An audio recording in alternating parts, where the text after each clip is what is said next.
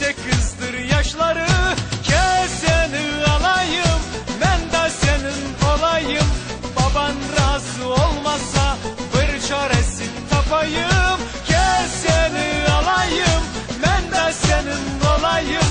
Baban razı olmasa alıp seni kaçayım.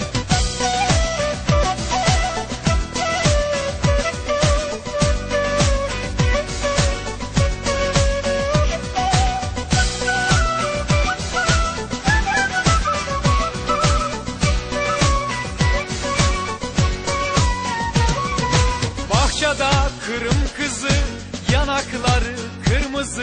Alma verdim almadı, ben peşinden kalmadım. Gel seni alayım, ben de senin olayım.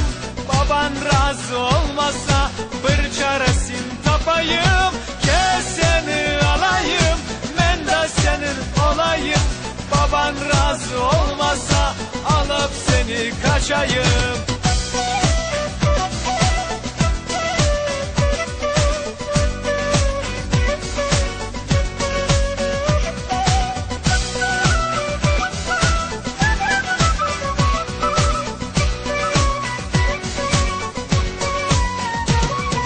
Bahçede gül meleşe, kaşları koşe koşe.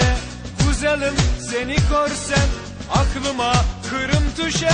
Gel seni alayım, ben de senin olayım.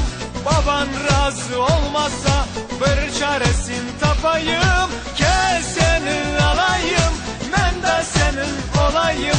Baban razı olmasa alıp seni kaçayım.